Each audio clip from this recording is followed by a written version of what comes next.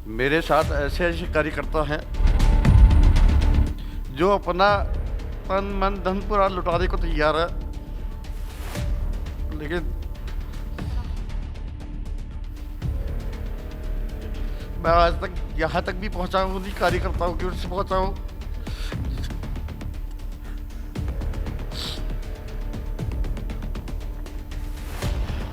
मुझे यहाँ लाने के कारण वही कार्यकर्ता है। अगर मुझे क्षेत्र की जनता अगर कहती है कि वास्तव में आपने जनता की सेवा की है, आप खड़े रहें, तो मैं निर्दलीय खड़ा अपने समर्थकों के साथ खड़ा रहूँगा। सर सीधा सवाल आपसे लूंगी कि इस बार पार्टी ने आपको टिकट नहीं दिया है, तो क्या कारण आप मान रहे हैं कि आपको टिकट नहीं दिया? हाँ, कांग्रेस पार्टी को आगे बढ़ाने की बात नहीं रहती, यहाँ अपने आप को बढ़ाने की बात रहती है।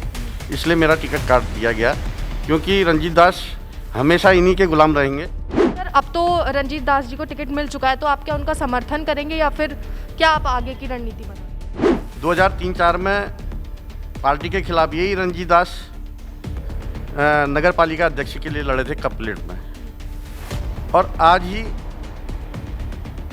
वही हरीश रावत जी, वही ललित पासवान जी और इन लोगों ने ही आज रंजीत दास को यहाँ पर प्रत्याशी बना रखा है। सर मैं जानना चाहती हूँ कि सोशल मीडिया पर आपके कहीं ना कहीं आपके जो साथी हैं वो कहते नजर आ रहे हैं कि बागेश्वर और कपकोट में जो इस वक्त दावेदारी कर रहे हैं उनको हरा देंगे अगर आप मैदान में नहीं उतरे, तो कितनी सच्चाई है? कांग्रेस के जो लीडर हैं कुछ हमारे बागेश्वर के हैं और कुछ प्रदेश के हैं, इन्होंने मेरे साथ बहुत बड़ा विश्वासघात किया है। साथ ही मैं आपसे जान लूँ कि आप निर्दलीय ही चुनाव लड़ेंगे या फिर किसी अन्य पार्टी में आप जाने की सोच रहे हैं?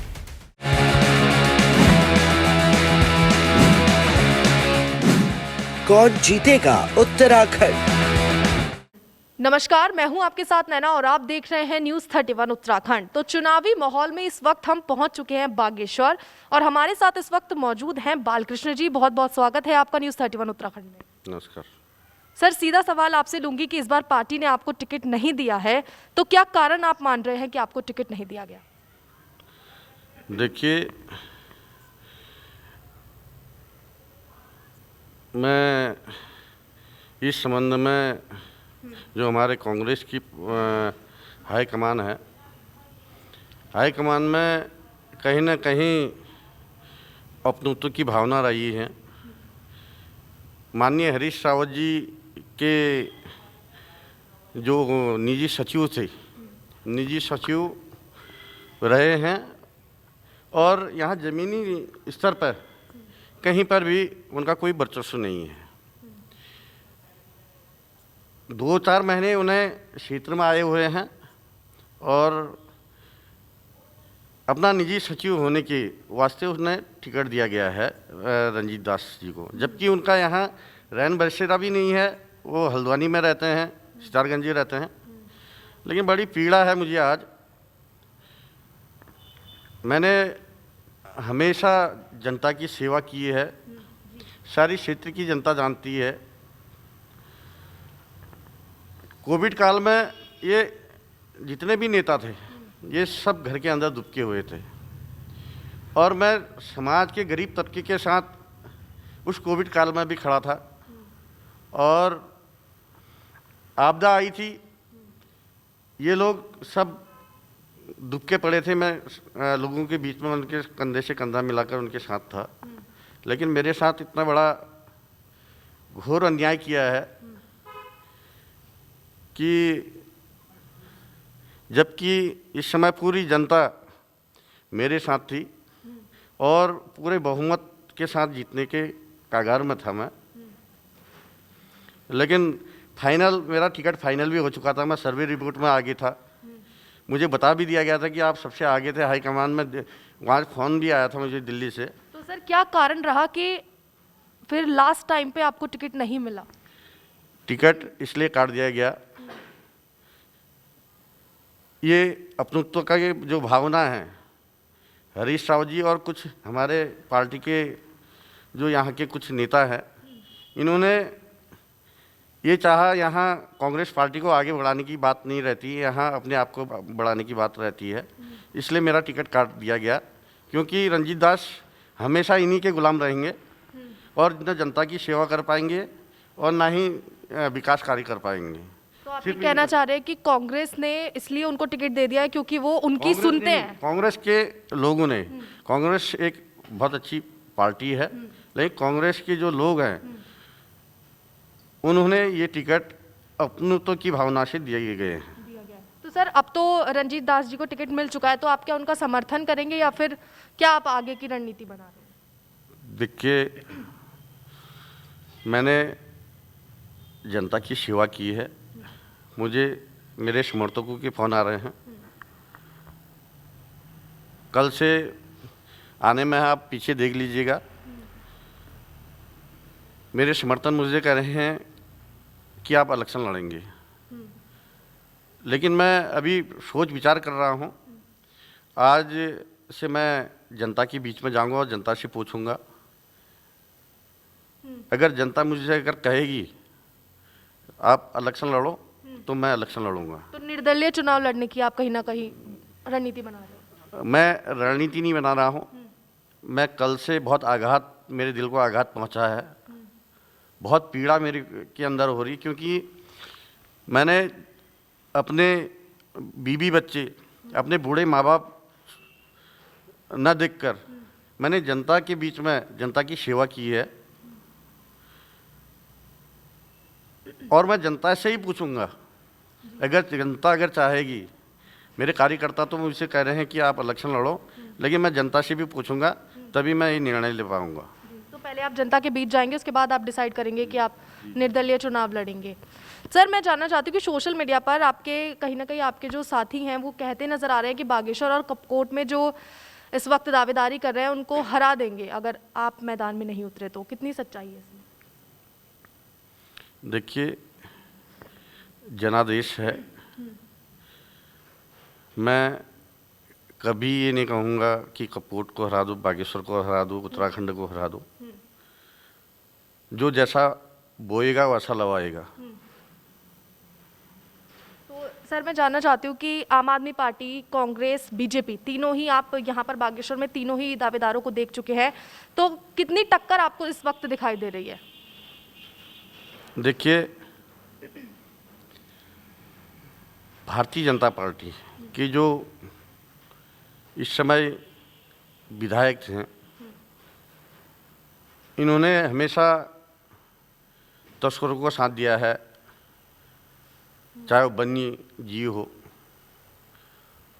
और जो खड़िया माफिया हो, बजरी माफिया हो, शराब माफिया हो, इनका साथ देने का काम देख रखा है, आपने कुल देखा है। खुद ही चन्नाराम दास जी के बहू के नाम से डफौट में खड़िया माइन है, बैजनाथ झील में बजरी खोदने का काम किया है। तो जनता खुद ही इस पर निष्कर्ष लेगी। आप पार्टी से बसंत कुमार जो इस समय लड़े हुए हैं, लेकिन एक वो संकीर्ण सोच के हैं। पहले बीएसपी में थे, नहीं एंटी करप्शन पार्टी में थे, फिर बीएसपी में थे, फिर आप में गए, और जनता उन्हें खुद जानती है कि वो किस टाइप के हैं। और रही बात जो कांग्रेस ने प्रत्याशी उठाए हैं, दास जी जो हमारे उठे हैं, रंजीत दास, इनके पापा पहले कांग्रेस ने विधायक बनाया इनको, और लास्ट मोमेंट में फिर ये बीएसपी में गए और बीएसपी में से यही हरीश रावत जी को हराने का काम किया, जिस हरीश रावत जी ने आज टिकट दिया है। उसके बाद 2003-04 में पार्टी के खिलाफ यही रंजीत दास नगर पालिका अध्यक्ष के लिए लड़े थे कपलेट में, और आज ही वही हरीश रावत जी, वही ललित पासवान जी और इन लोगों ने ही आज रंजीत दास को यहाँ पर प्रत्याशी बना रखा है। और जबकि फील्ड में कहीं पर भी मैंने कभी कोई समाज सेवा करते हुए नहीं देखा, मैंने कभी उन्हें आपदा में आते हुए नहीं देखा, मैंने उन्हें कोरोना में आते हुए नहीं देखा। तो आज स्थिति बड़ी दयनीय है, एक तरफ कुआं है तो एक तरफ खाई है।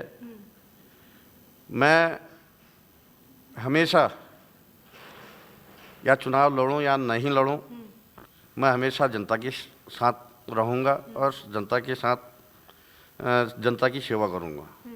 तो आप मान रहे हैं सर कि ये जो उनको चुना गया रंजीत दास जी को यहाँ पर दावेदारी कराने के लिए, तो वो जनता के बीच में उतना खरा नहीं उतर पाएंगे, उतना समर्थन नहीं दे पाएंगे जनता को? मैडम मैं आपको बता रहा हूँ, मैं किसी को उतना बुरा भी नहीं कह सकता हूँ, लेकिन हाँ इतना ज़रूर है, जनता खुद जानती है कौन प्रत्याशी कब से मेहनत कर रहा है। कोई नोट बांटने में इस समय लगा पड़ा है, कोई शराब बांटने में लगा पड़ा है। मैं तो एक गरीब घर का हूँ, गरीब तबके का हूँ। मेरे जो घर चलता है, मेरी पत्नी जो है गाय पाल के घर चलाती है, और मैं हमेशा खाना खा के जनता के बीच में हमेशा रहा हूँ और रहूँगा। तो क्या सर एक वजह ये भी आप मानते हैं कि आपको टिकट नहीं दिया गया?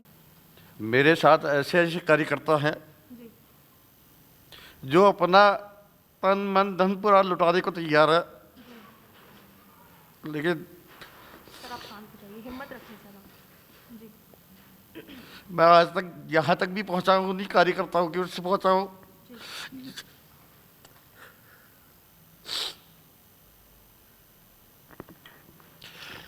मुझे यहाँ लाने के कारण वही कार्यकर्ता है। तो आप ये कहना चाहते हैं कि अगर आप निर्दलीय चुनाव लड़ेंगे तो आपके कार्यकर्ता जो आपके पूरे समर्थन में रहते हैं वो आपका साथ देंगे? आप पूछ लीजिएगा कार्यकर्ताओं से।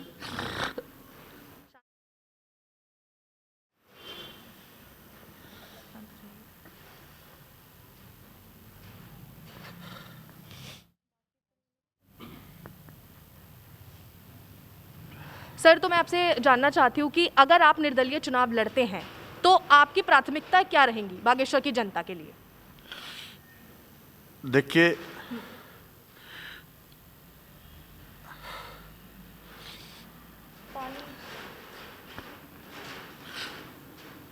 जो यहाँ की मूल समस्या है, सुअर और बंदर, जो हमारे गरीब तबके के लोग हैं, छोटी मोटी खेती करते हैं, वो बंदर उन्हें उजाड़ जाता है। ये हर एक ही विधानसभा की बात नहीं है, पूरे उत्तराखंड की बात है।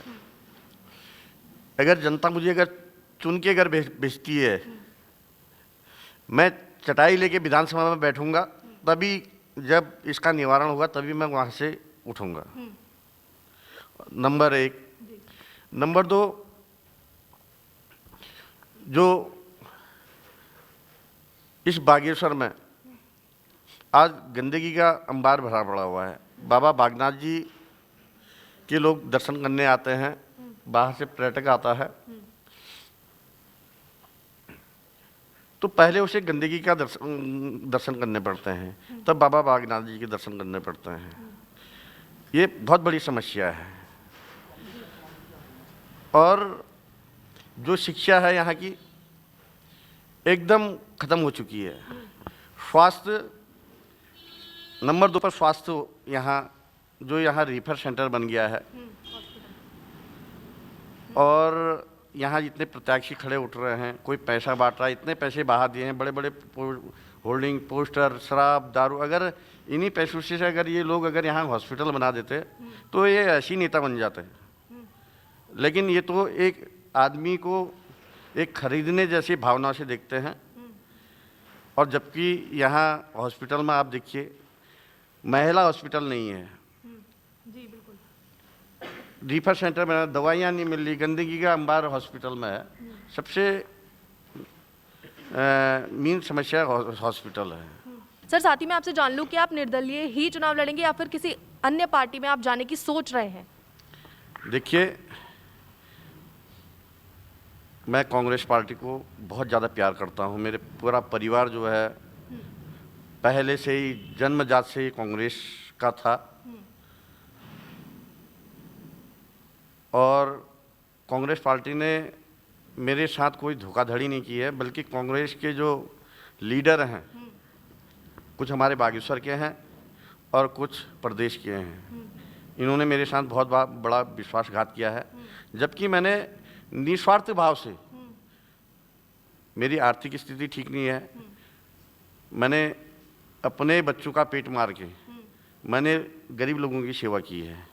मैंने रात दिन, अगर 12 बजे भी होते थे, अगर मुझे कहीं से अगर फ़ोन आता था, मैं रात के 12 बजे भी उठ के लोगों की सेवा में जाता था। तो सर, आप जिस तरीके से बता रहे हैं कि आपके साथ विश्वासघात कहीं ना कहीं हुआ है, तो मैं आपसे पूछना चाहती हूँ कि जनता को आप क्या संदेश देना चाहते हैं जो इस वक्त आपको देख रही है? मैं पूरे क्षेत्रीय जनता से, उत्तराखंड की जनता से निवेदन करना चाहता हूँ, अगर मुझे क्षेत्र की जनता अगर कहती हैं कि वास्तव में आपने जनता की सेवा की है, आप खड़े रहें, तो मैं निर्दलीय खड़ा अपने समर्थकों के साथ खड़ा रहूँगा और इलेक्शन लड़ूंगा। जी, बहुत बहुत शुक्रिया सर आज हमसे इस खास बातचीत के लिए। धन्यवाद। तो जिस तरह आपने देखा कि इस वक्त हम बालकृष्ण जी के साथ मौजूद थे और आप सारी बातें सुन चुके हैं। चुनावी माहौल में इस वक्त हम पहुंच चुके थे बागेश्वर और आज हमने सर से खास बातचीत की है। बाकी के राजनीतिक मुद्दों को देखने के लिए आप बने रहिए हमारे साथ।